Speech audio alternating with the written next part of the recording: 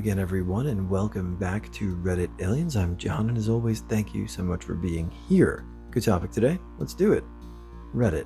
What's your most disturbing, scary, or creepy real-life story? Please remember to like, share, and subscribe.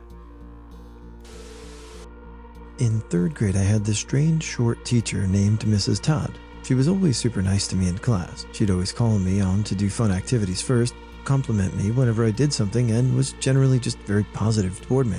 At the time, I thought she was perhaps my favorite person in the world. I remember even telling my mother about how much I loved Mrs. Todd. Anyways, one day I sat down at my desk and opened it up to put crap in it, when shockingly, I saw that there was a Victoria's Secret magazine sitting in the pull-out drawer. The kid sitting next to me noticed how shocked I was. I thought I was going to get in trouble, and we started talking about how it might have gotten there. Almost immediately, Mrs. Todd walks up and asks, "What have you got there?" I was seriously confused and told her it was sitting in my desk when I got here this morning. Well, she looks at me and tells me that the kid sitting next to me must have put it there. She kept repeating that statement over and over again to both him and me, until I finally admitted that I guess he could have put it there. Maybe a few days after that, she approached me after class to tell me about this special field trip I could go on if I kept doing good in class. It would be a trip with just her and I to the Gulf of Mexico for the weekend. I remember being really excited about it at the time. However, suddenly she got replaced at school, and we got this new teacher that didn't like me as much. I was so heartbroken at the time. It wasn't until many years later that I realized how effed up the situation was. It scares me thinking about it still. When I was about 8 years old, during recess at school, I noticed a bunch of other kids outside a storage room yelling and warning to others not to approach the door because there was an eyeball staring back at you. I was curious because I didn't understand what they meant, but I could see their fear was real because the faces were pale white as they would try to deter me from taking a peek through the keyhole. I remember bending down slightly so I could get a closer look inside, and sure enough, there was an eyeball staring back at me, and it freaked me out so much I peed my pants on the spot. It was only later in the day, after I'd ended up at the nurse's office because of the commotion us kids had created, that a janitor had to go into the room and inspect what the whole mess was about. Turns out that someone had placed a mirror against the door, and the eyeball we were seeing was our own reflection. When I was 7 years old, I was walking to my babysitter's house all by myself. She only lived a block from the schoolyard. I'd done it all the time. The car pulls up beside me on the road, and the driver keeps gesturing to me to come closer and shouting, "Come here, come here." I'm frozen on the sidewalk and shaking my head no, while my knuckles turn white clinging to my backpack. All he says before driving off is, "Stay away from Christina," and then I never saw him again. Christina was one of my on-again, off-again friends in grade school, along with another girl who alternated between hating me and being buddy-buddy. I had completely forgotten about it after a while, and went on being on-again, off-again with both of them. In 5th grade, the other girl invited me to the pop machine in the back hall at lunch. Cool, okay. Quality time with a girl I've known since I was a baby, sure. We get back to the classroom, and Christina tells me that people were playing with my lunch and hid my stuff, but she was nice enough to bring it back for me. I started drinking the pop I'd brought for lunch, and something was really off. I spit it out and ran for the water fountain to rinse my mouth. Turns out, Christina and her sister had topped up my drink with Lysol. If I drank much more, I probably would have been stupidly sick. The police were called, and a restraining order was put on both of them. It was delightfully ineffective, however, because the school was so small there was no separate class to put them in. They got 3 and 4-day suspensions. I have no idea if the two events are related, who that man was, or how he knew how bad Christina was at the time, but that memory sticks with me to this day. Well, Christina clearly sucks, so that's terrible, and I'm glad that you caught onto it before it got worse, and glad you're okay. I was around 11 years old, and I woke up in the middle of the night to a man straddled on top of me with his hands over my mouth and nose. He told me to roll over and not scream. I rolled onto the floor and tried to scream bloody murder. I say tried because when you're truly terrified, it can take a second to find your voice. My mom heard me screaming and came in and fought with the guy. He was at least 6 feet. She was 5'3", and scared him enough with the fighting and screaming that he took off out the window he had come in through. Never did catch him. I was outside playing with my friends one afternoon. We were around 9 or 10. We lived in a quiet area. As we were playing, we noticed a man in a truck drive by over and over again. Each time he passed my friend's yard, he would drive slowly. We then realized that this man was recording us with one of those old handheld recorders. It freaked us out. We ran inside their house and called his mom. She told them they needed to stay inside and that I should go home. I tried explaining that my mom wasn't home at the moment, but she still made me leave. I lived about a mile or two down the road. I've never ran so fast in my life. I was terrified that man was going to find me as I was running back home. When my mom found out what happened, she was super pissed off my friend's mom hadn't allowed me to stay at their house until she could come pick me up. When I was a kid and lived in my old apartment, my mom befriended the downstairs neighbor and would often invite her over for coffee and tea because she was always so lonely. A few weeks went by without hearing from her, so we both go downstairs and knock on the door. It was like a movie where when you knock, the door slowly crept open, as if it had been that way for a while. We walked inside and found her in the bathtub covered in blood, and the smell was disgusting. Apparently the lady's girlfriend left her and she couldn't handle the pain. My mom's way of comforting me was, "Don't worry, Mark. She was our friend, so she won't haunt us." She thanks Mom. My wife and I stayed at a small rental property in Bath, UK this spring. Whilst in bed, I heard the gate to the property right outside our bedroom window open and close quietly. This immediately made me jump up and become alert. I heard someone trying to quietly walk on the gravel walkway to our front door until the motion sensor light came on. I saw a person's shadow dart against the wall outside of our room and instantly went into attack mode. I ran into the kitchen and grabbed a knife from the wooden block and stood at the front door ready to pounce. It was silent for way too long, and then I heard someone running away and the gate slam. My wife said that once the motion light turned off, the person took off running. I have no idea what their intentions were, but I almost stabbed the hell out of someone that night. It still gives me goosebumps thinking about it. Probably just my entire life would count as a disturbing, scary story. My mother and grandmother were always extremely protective over me as a child.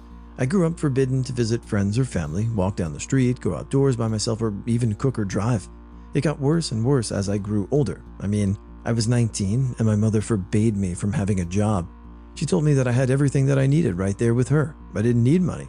I decided that enough was enough and saved up some money from doing laundry and finding change around the house, swiping what I could here and there, and I had to hide it well. She would steal it from me if she found it. She said that all money was hers and hers alone.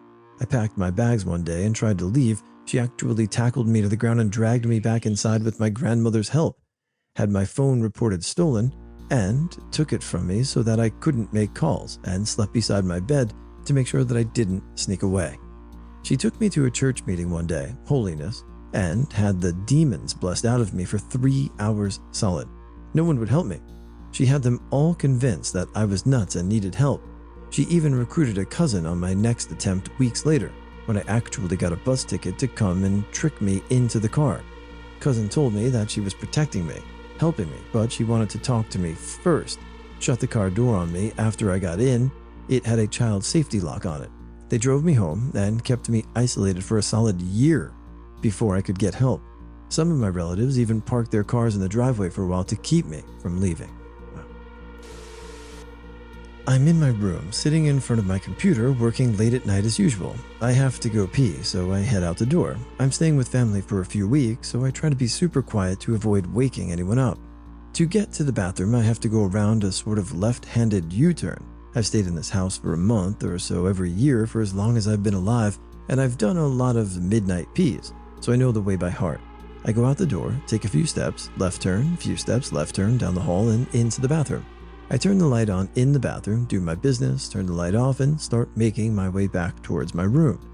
I don't want to turn on the hall light at this point, again to avoid disturbing family, so I'm basically blind.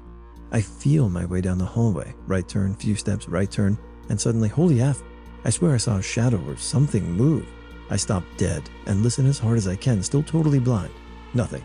So I take another few steps and I swear to God I saw a shadowy figure move towards me, directly towards me, out of the solid wood door to my room. I stop again and feel panic start to set in. This is the creepiest thing I've ever experienced since childhood nightmares, and I used to have some pretty effed up ones, like that my dad was trying to kill me. I'm not imagining things. I definitely saw a shadowy thing moving towards me in the dark. I take one more step towards my mom, close enough to the door to grab the handle, and the shadowy, creepy as hell thing moves towards me again. It's getting bigger every time. It's right in front of my face, inches away, but I can't quite focus on it. I start to seriously freak out. I actually consider calling for help, sleeping family be damned, and that's when my nose bumps into the mirror that hangs on the wall next to my door, at a 90-degree angle to it. Turns out I got totally disoriented and never made my second right-hand turn. The end. When I was 4 years old, my father, stepmother, and baby brother all died in a highway collision with a semi-truck. They parked on the side of Highway 84 in West Texas, between Lubbock and Abilene. They stopped to check on the baby who was having a fit.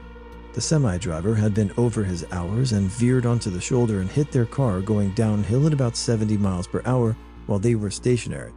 No one but the semi-driver survived the ensuing damage and fire. Being 4, I hadn't been around him that much since my parents split, so I to this day don't have any recollection of him at all. But I ended up attending Texas Tech in Lubbock and consequently drove past the exact same spot on my way to and from DFW to Lubbock. I decided to research the incident, and I found an article of someone who saw the accident and called for help. They lived in the house at least up until when the article was written and put on the internet, but they always described seeing the young family, my family, from the crash, walking along the side of the highway, continuing their journey but never getting any closer to their destination, which, sadly enough, they were coming from Albuquerque to Houston to pick me up for a few months. I was actually at a loss when I found the story. I broke down, which was weird because I never knew this person. They're a part of me, and I don't even know who this is. I attempted to find the spot of the accident by asking some locals who surprisingly remembered the incident from the late 90s. I was able to find the approximate spot, and I took a couple of moments of silence when I was there just to show respect. It's one of the strangest stories I have. Just absolutely terrible and heartbreaking. I know you were young for it, and I don't know your perspective, but I'm sorry for your loss. And maybe finding that spot gave some closure? Went to my aunt and uncle's house one family vacation about 10 years ago. We drove from South Texas to some small town in Missouri. Can't remember the name. We arrived there at 1 a.m. Family consisted of myself, 2 younger sisters, mother, father. Most of the family was hungry from the long drive and wanted to see if a McDonald's was open. I was tired from the long car ride and wanted to stay at the house. Mom said one of my sisters would be staying as well. I settled down into the living room watching TV, slightly dozing off. I can remember hearing pitter-patter down the hallway and assumed my sister was just running around. She'd been eating sugary snacks the whole way up. I get a call from my mom asking what I wanted to eat, and in the background can hear both my sisters arguing. I hear a giggle somewhat behind me, stand straight up and look around, nothing. I asked my mom if my sister ended up going with them, which she confirmed. I stood in the corner of the room till everyone got back.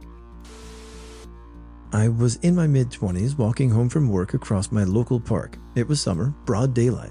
The park was fairly dodgy by night, but safe and busy, with people relaxing and walking their dogs during the day. I always made a shortcut through a small gate in the middle of the park which led out to the road. On this day, there were 2 youngish Asian guys blocking the gate. I had a gut feeling that something wasn't right and that I should avoid them, but reasoned I was being stupid and continued on. I just asked them to move when I got to the gate, but as I edged closer, one of the guys disappeared from view and the other suddenly started shouting out to me, "Hey, you got the time?" As he did this, I realized the second guy was now crouching behind the nearby bushes. I took a few steps more and then noticed that there was a car parked next to them, and 2, maybe more guys were crouched alongside the car. In an instant, I realized something was wrong, and I did an about turn, quickening my step in the opposite direction. The same guy then started shouting again, "Oi, oi, you, what's the time?" My adrenaline racing. I sped up again towards another exit of the park. The guy didn't shout again, but I was scared all the way home that they were following me. My hands have never shaken so much when turning the key in my door. I fully believe that I avoided being gang raped or kidnapped that day. I mean, they definitely weren't trying to offer you a free gym membership, so glad you got out of there and nothing bad happened. You were probably right in your assumption. This was a few months after I had moved into my house. I had a long weekend and I was at home just doing some cleaning and cooking. While my food was in the oven, I decided to go for a quick shower. I was drying off when I heard the beep, beep, beep, beep sound of my oven timer letting me know it was time to take the food out. I wrapped myself in a towel and went into the kitchen. I got the food out and started some sides going, and then went back to clean up in the bathroom and get dressed. When I walked back into the kitchen, I noticed that there was a small blood splatter on my white tiled floor. Naturally, I freaked the F out. I whipped around and walked right the F out of the house because my mind was instantly filled with ideas of someone breaking in and cutting their leg on my broken window glass and then hiding out somewhere in my house waiting to rape and murder me when I least expected it. I called my then boyfriend to tell him that I thought someone was in my house. Something weird had happened in my house. He was at work and couldn't come. So I called my neighbor, told her the situation, and asked her to please come over for a while. She agreed that the blood spot was very strange, and together we grabbed knives and slowly creaked open the doors to the extra bedrooms and closets. No one was there. At that point, I became convinced that they had to be hiding in the basement, and started shitting myself because my basement is huge and scary as F. We go down braced for the worst, but there's nothing there but boxes and spiders. After not finding or hearing anything strange, I calmed down, my neighbor left, and I cleaned up the blood. I told my boyfriend I was fine and tried to just go about having a normal day, but I couldn't stop thinking about it. I didn't hallucinate the blood on my floor. It was really there. How the hell did it get there? Was there a bad guy somewhere close to my house? What happened? Did I have a mouse that jumped from the counter and injured itself when it hit the floor? A few hours later, I used the bathroom and noticed that I had started my period. I was really embarrassed and ashamed when I connected the dots and realized that when I squatted down to take the food out of the oven, I must have dripped a drop of blood onto the floor.